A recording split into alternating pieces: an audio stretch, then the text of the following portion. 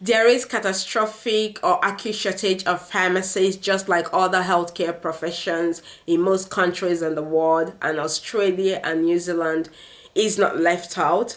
If you've been looking forward to get into pharmacy career in Australia and New Zealand, this is the right time too. So this girl here, having passed her KAPS exams, knowledge assessment of pharmaceutical sciences, I would walk you through the smart study approach I used to pass this exam under 6 months, about 4 months of active studies with hands full on. I was a nursing mother when I wrote this exam.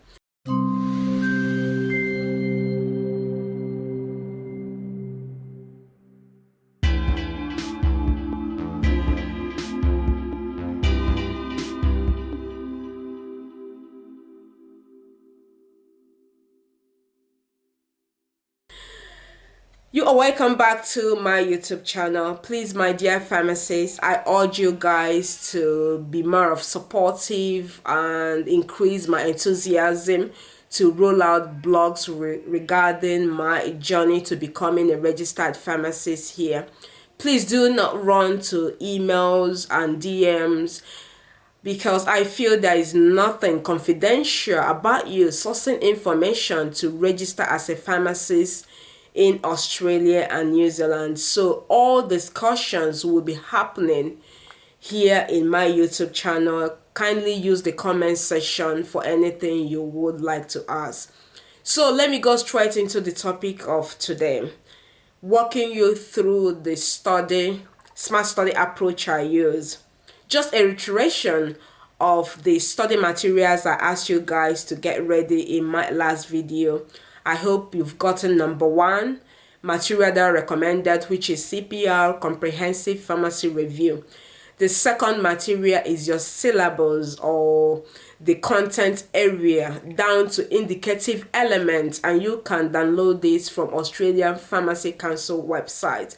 And the third study material that I ask you to get ready is the 2 official past question papers. You will get it in Australian Pharmacy Council website as well. And the fourth study material that I use is Lippincott Pharmacology. You can get the soft or the hard copy depending on your preference. And the fifth study material is actually what I use for my pharmaceutical chemistry. What I did is to glance through the 8 areas, the 8 topics that you are required to study, from organic chemistry to drug metabolism. There are source for information with random materials. As at the moment, I cannot really recommend any, as I did my pharmaceutical chemistry study with random materials.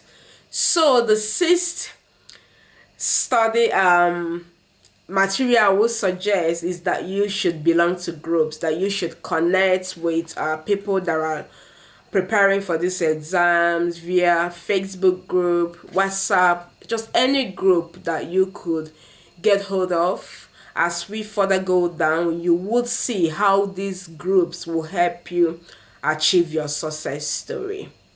So let's talk about the components of KAPS exam, knowledge assessment of pharmaceutical sciences. Your paper 1 will comprise of 30% pharmaceutical chemistry and 70% physiology and pharmacology.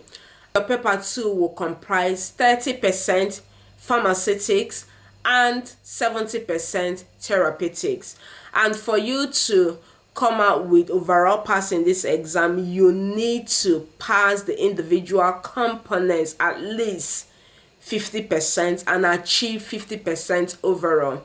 If I'm to make sense, if you come to paper 1, which is 30% pharmaceutical chemistry, you need to pass all the pharmaceutical chemistry questions that will be coming your way on your exam day with at least 15% pass for you to achieve 50% pass of the 30% component of pharmaceutical chemistry.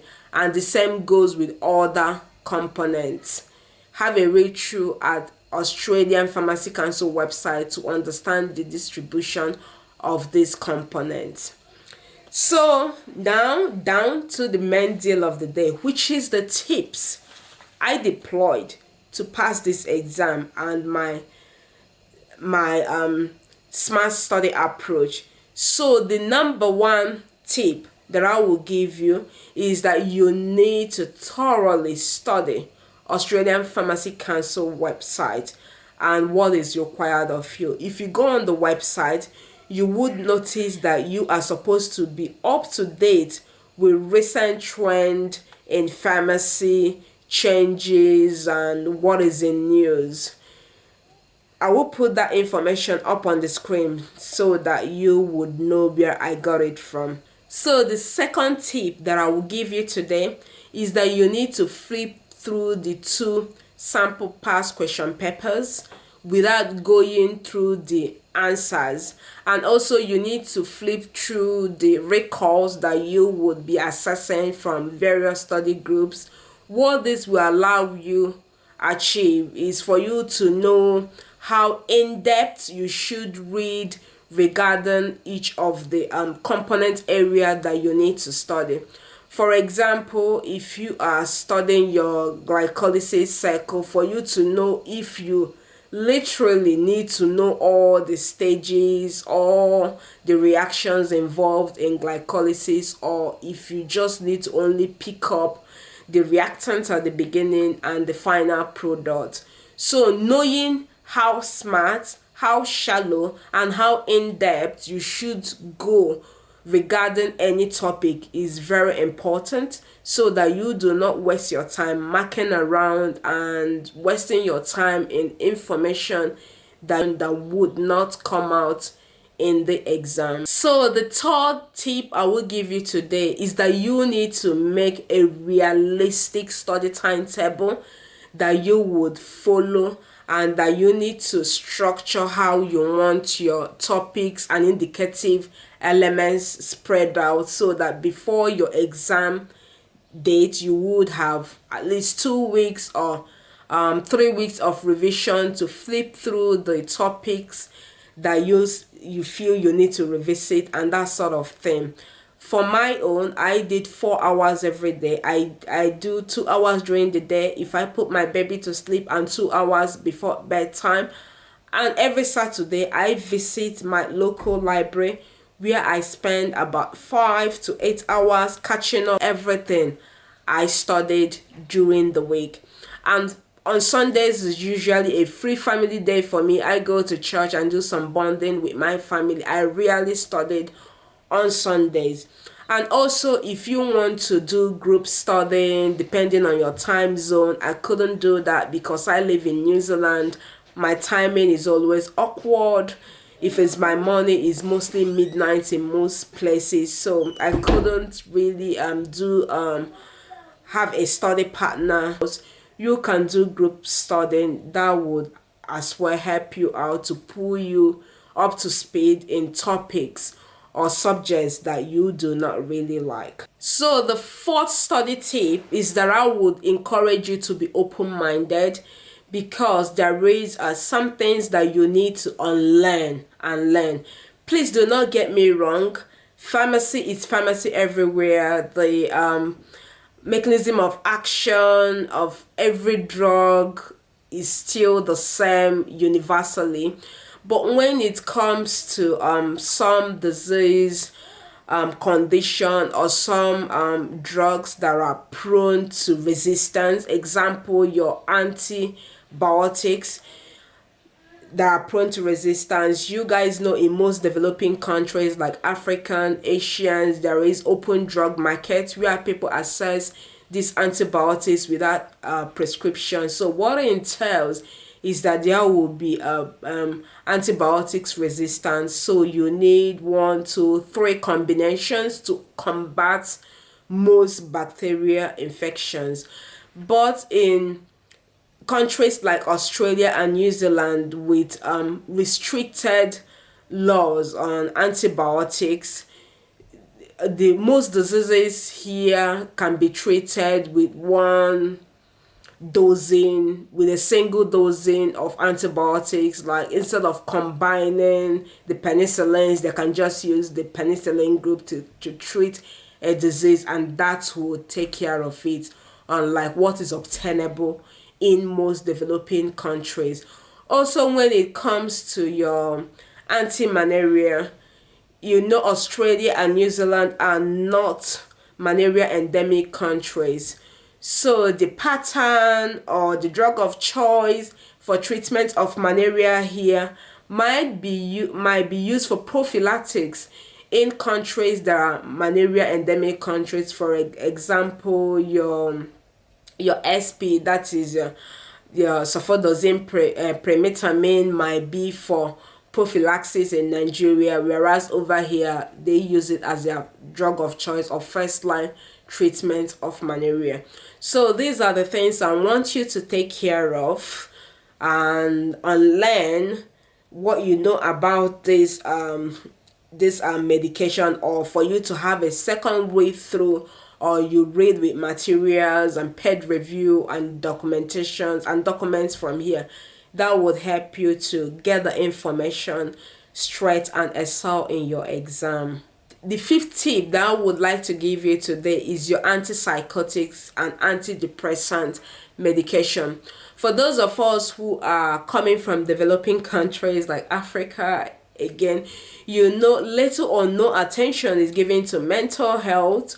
And when people have mental health issue, is either they go to churches for solution or spiritual approach and things like that. So this reflects in the overall the information or how often a pharmacist sees or dispenses or engages a doctor with drugs from this class, and thus you would not really be exposed or know so much about these medications. Like for example, most times the benzodiazepines are mostly used as hypnotics and not mainly for anxiety, and that will restrict a whole lot you will know about this drug class when it comes to serotonin, adverse effect, and drugs that are contraindicated with drugs in this class.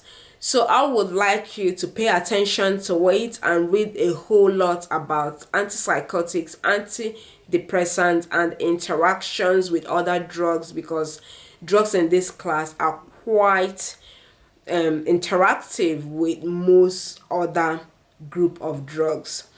So let's talk about the sixth approach, or the sixth tip I would like to bring to your notice today. I wish I can really emphasize enough on the need for you to come out from your private zone and network and connect with people. The thin line between passing this exam and coming out unsuccessful is just very slim. So if you I just want you to socialize, and once you're socializing with the right people, with pharmacists from all over the world, and rubbing minds and having an active group that every day somebody is asking for something, information flowing in and out, intentionally or unintentionally, you will be picking up this information unknowingly. That is studying and upgrading your knowledge without knowing that you're actually studying. And also people in this group, if they are taking their exams before you, they will share their experience. That will keep you in the know of the trend, if something has changed, if pharmaceutical chemistry, if more questions now come out from it and things like that. So I cannot really emphasize enough on this. So you have to really come out from your private station and try to network a bit. The rewarding is something I cannot really explain enough in this video. So guys, this is the 6 tips that I have come to share with you all in this video. Depending on the encouragement I receive from this video, I would go further to explain or share my experience on how I use the past question paper to really work around the questions that came out during my exam, because if you study the past question paper, it will tell you, because each of them actually represent a similar question that will come out for you, but it will be in a different tone. For example, if they are asking about ACE, that is your Ramipre, Lisinopril, the pattern they use in this question would just change, but it's just the same question. Is it that they ask about Ramipre here, in the next exam they'll ask about Lisinopril, and in the next one they'll ask about Alanapril, and things like that. I just hope I'm making sense. So these are the information I will be sharing in depth on how I explore this to walk myself around the kind of questions I should be expecting, which helped me to also. And also, if it is of interest to you guys, I will also share a video on how I dealt with keeping calm, composing myself, and relaxing my brain to be able to retrieve all the information and everything I've studied to put that into work, which enabled me come out successfully in this exam. So I'm looking forward for that support and encouragement, and your lady here will do her best to roll it out just like she have always done. Bye for now, dear pharmacist, and I would hopefully see you guys in my subsequent videos.